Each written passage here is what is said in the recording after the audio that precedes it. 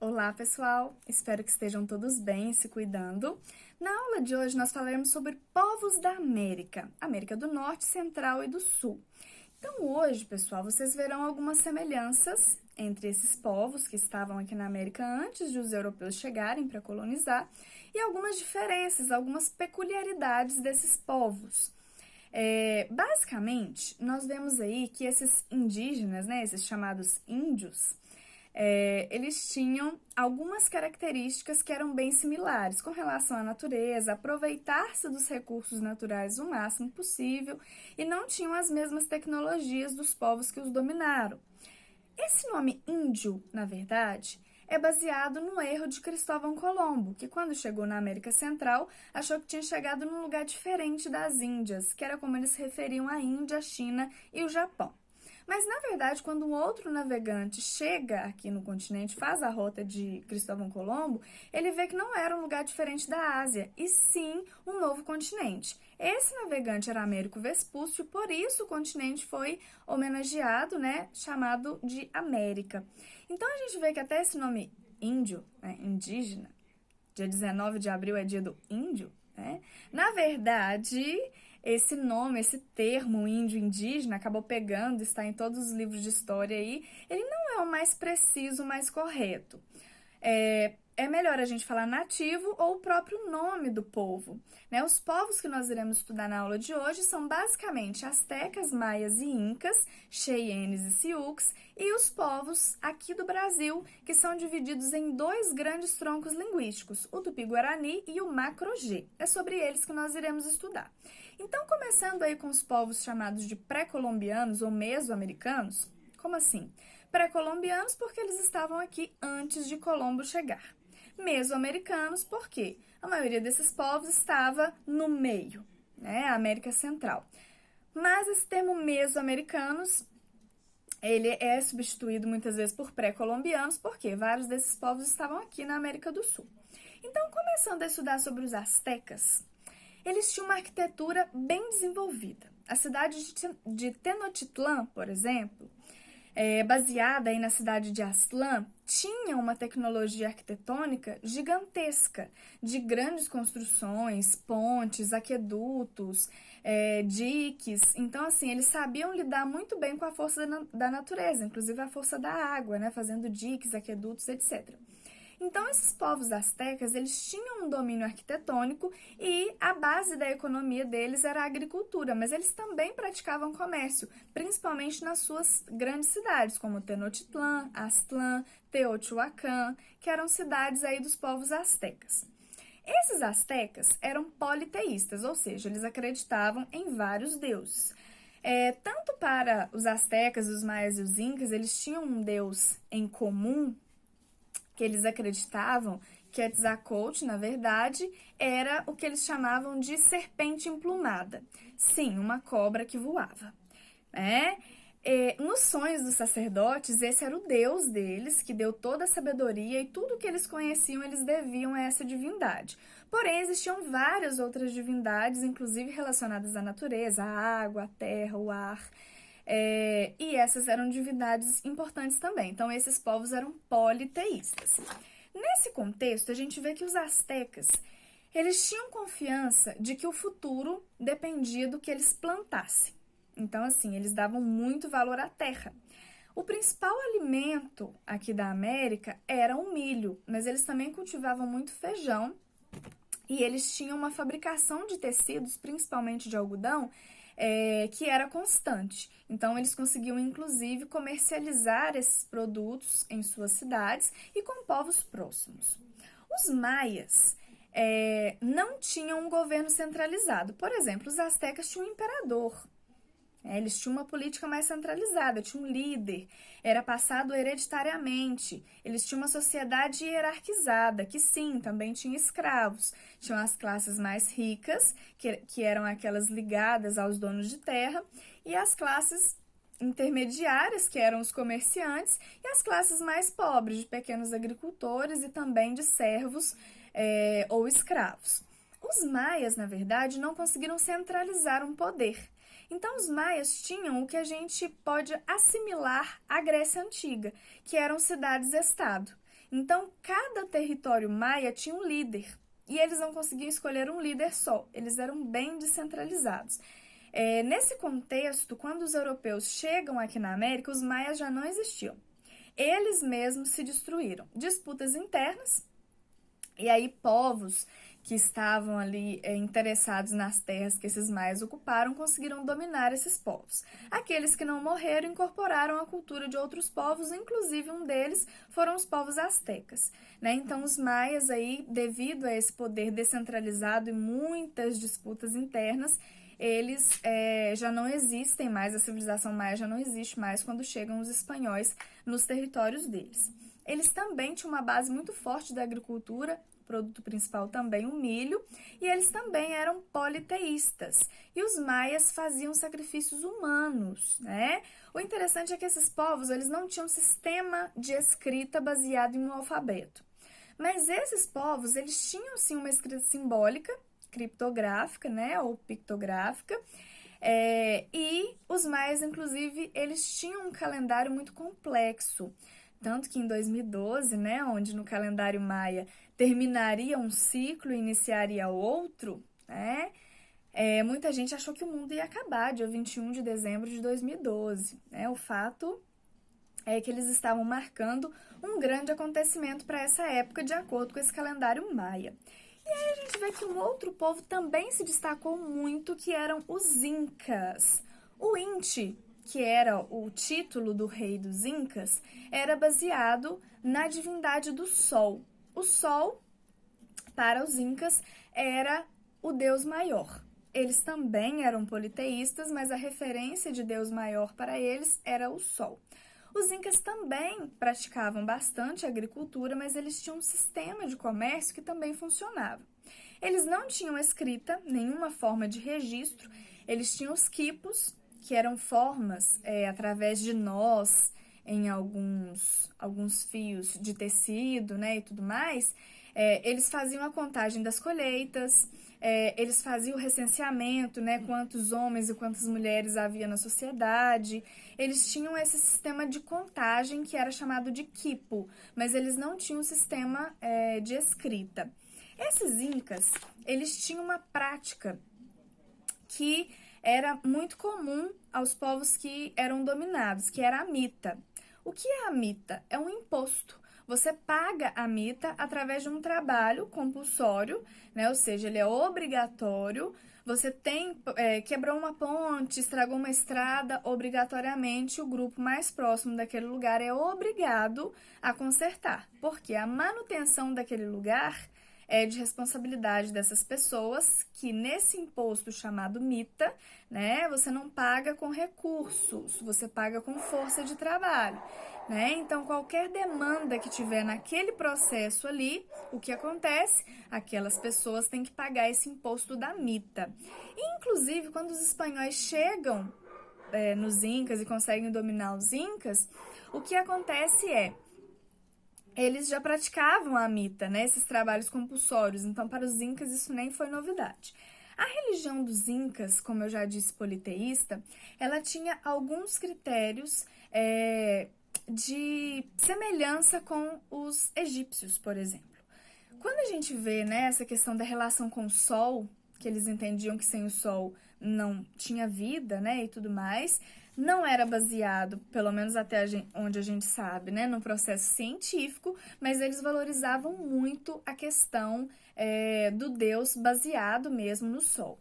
Nesse contexto, a gente vê que a agricultura dos Incas, ela era praticamente uma representação da religião. Então, na época das colheitas, tinham os rituais de colheita, de agradecimento, etc., né, e os Incas faziam alguns sacrifícios também, em prol de melhores colheitas ou em agradecimento, né, aos deuses, principalmente ao deus Inti, que era o Sol, que era o mesmo nome que eles davam, né, ao título de rei, né, para o contexto mesmo de suas manifestações mais importantes. Na agricultura, o sol, né, a questão da chuva também, que era cultuada. Então, esses povos eram politeístas. Lá na América do Norte, tinham os povos nativos, principalmente Siux e Cheyennes. Esses povos eram muito guerreiros. Tanto que a descendência do que se chama, né, dos 5 povos, existem até hoje. Então, os Siouxes e os Cheyennes, eles não foram extintos. Por quê? Porque eles eram povos guerreiros. Eles tinham treinamentos muito rígidos. Por exemplo, uma parte desse treinamento. Os meninos iam correr longas distâncias, e aí eles enchiam a boca com água e tinham que correr longas distâncias. Quando eles voltassem, eles deveriam cuspir aquela água. E os que iam treiná-los corriam junto com eles para ver se eles não iam engolir essa água, ou se iam pegar uma água quando voltassem, né? Isso era uma questão de disciplina. Então, esse tipo de treinamento, que era extremamente rígido, era uma coisa muito comum entre Siouxes e Cheyennes. Eles se preparavam para a guerra. Só que, na verdade, quando os europeus chegam, eles já estavam preparados, porque eles já lutavam com outros povos, mas eles também tinham noções que outros grupos nativos não tinham, de estratégia, de camuflagem, etc. Então, eles eram povos mais baseados em questões de guerra, Eles eram bem preparados para essas guerras, em disputas por território. Porém, nem tanto por território, muitas vezes, porque eles eram seminômades. Então, quando um lugar ficava de difícil sobrevivência, porque nem todos esses povos conseguiam praticar a agricultura devido à questão do clima, do solo e etc., eles mudavam de lugar com uma certa constância, Então, esses povos, eles não tinham grandes construções como os astecas, por exemplo. Eles viviam mais em tendas, que eles faziam de tecido, de couro e etc., eles não tinham uma estrutura de cidades, visto que eles eram seminômades, ou seja, de tempos em tempos eles migravam para lugares de melhor sobrevivência. E aí a gente já vai falar sobre os nossos povos aqui do Brasil, Os primeiros habitantes do Brasil, desses 2 troncos linguísticos, o Macro-G e o Tupi-Guarani, eles eram basicamente também seminômades. Só que a situação aqui no Brasil, ela é de certa forma mais confortável. Por quê? Porque o solo e o clima são propícios à agricultura. Então, os guaranis, por exemplo, eles eram agricultores, Os nossos povos, os tupis, por exemplo, eles faziam rituais de antropofagia. O que é isso? É comer a carne de um guerreiro, Não porque eu estou com fome, não porque eu não tenho outra comida. Não, isso é um ritual. Não é um canibalismo de eu vou comer porque me deu vontade de comer carne humana, não.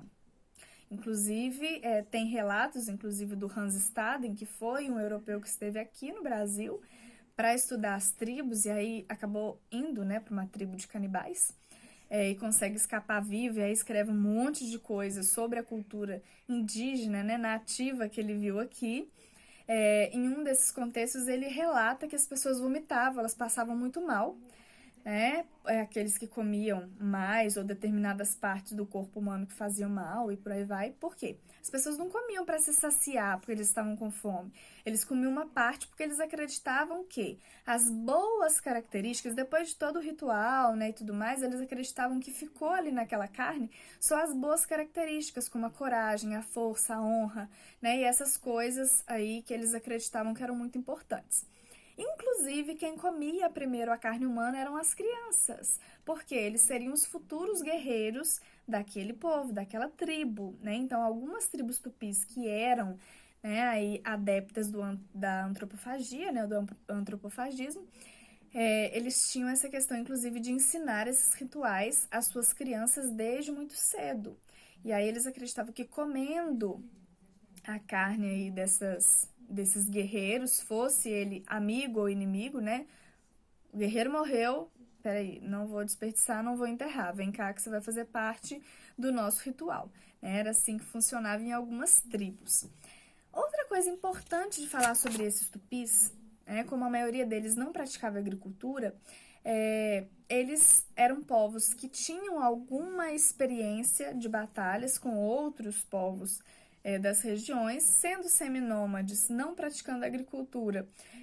Eles tinham também a lógica de oca diferente, não era uma construção opulenta e etc., da maioria dessas tribos seminômades. Por quê? Porque eles vão desfazer daquilo para ir para uma situação de subsistência melhor, Na cultura indígena, nós vemos muito a característica da cerâmica, né, que eles produziam, dos recipientes, né, para colocar grãos e etc. Vemos a questão da pintura corporal, cada pintura representava uma idade, né, um estado civil, que tipo de guerreiro era aquele.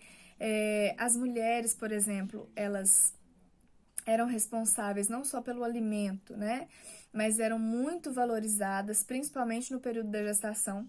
Por isso a mulher gostava de engravidar, porque ela era super bem tratada, né? Então as nativas elas tinham extremo orgulho, né? Extrema necessidade de terem muitos filhos, porque era um momento que elas eram muito bem tratadas, porque elas eram comparadas à terra, né? Que gerava ali frutos, vida e etc. Então toda a relação dos nativos com a natureza tem uma certa poesia, né? Mas tem algumas coisas também que são realidade. Por exemplo, os guaranis, que eram agricultores, a primeira coisa que eles faziam para praticar a agricultura era desmatar um pedaço da floresta, né? Então, ali a madeira ia ser aproveitada? Seria, mas eles desmatavam para plantar, né? Não tem como, eu vou plantar, sei lá, um pé de couve aqui embaixo da árvore. Eu sinto muito, não vai ficar bom. Né? Então, a primeira coisa que eles faziam lá era desmatar uma área, né, para plantar. Então, assim, a relação deles com a terra era uma coisa bacana, eles tinham, sim, um certo cuidado, né, com os aspectos naturais, mas algumas coisas que hoje a gente condena, né, por questão de preservação da natureza, alguns desses povos faziam também, né, natural do ser humano de interferir na natureza. Só o ato de respirar, né? Nós já estamos interferindo aí na natureza, jogando gás carbônico aí.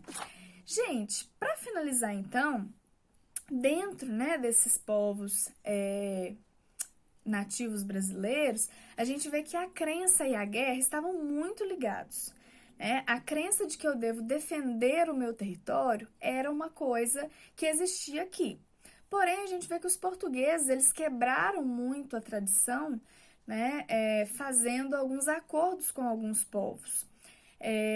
E não se engane, as tribos, quando uma era rival da outra e via a possibilidade de o europeu ajudar a dominar a outra tribo, ele se aliava ao europeu. Então a gente vê, por exemplo, alguns grupos de tupinambás do lado dos franceses, outros grupos de tupis do lado dos portugueses. Por quê? Porque o inimigo do meu inimigo é meu amigo, né? Então eles fizeram algumas alianças, inclusive com os europeus, nesse sentido de guerra por território mesmo, e tentando aí fazer com que os europeus fossem, de certa forma, aliados. Em todos os aspectos, tanto a América do Norte, Central e do Sul, quando os europeus chegam, aí vão ser outros capítulos que eu vou detalhar mais, a gente vê que um ponto em comum, sim, foi a dizimação de muitos ou todos esses nativos, a interferência na cultura, a morte por doenças, né, que esses europeus trouxeram aqui para a América e que os nativos não tinham nenhuma resistência, nenhum anticorpo com relação a essas doenças. E nós vemos também que houve trocas culturais. Tanto que nós somos aí o reflexo disso, né? Nós somos a mistura dessas diversas culturas, né? E esses povos nativos, eles tiveram, sim, muita contribuição. Para finalizar, os nossos nativos, eles eram ágrafos, ou seja, eles não tinham um sistema de escrita. Então, o que a gente sabe dos nativos que está escrito foi escrito pelos portugueses a partir de 1500, né? Mas o que nós temos aí de antes dos portugueses são os artefatos de cerâmica, ponta de lança, ponta de flecha, algumas estruturas, né, que ainda ficaram aí. Os próprios nativos, os descendentes, né, dos nativos, que foram perpetuando aí a sua cultura, né, aqueles que conseguiram não ter grande interferência dos europeus. E, por fim, nós vemos que essa herança nativa, né, hoje tem um pouco mais de proteção com relação às leis na Constituição, né, para que as reservas não sejam invadidas e por aí vai. Então, nós temos ainda, né, uma herança cultural aí dos nativos a ser estudada, né, e principalmente a ser preservada. Até a próxima aula. Tchau, tchau!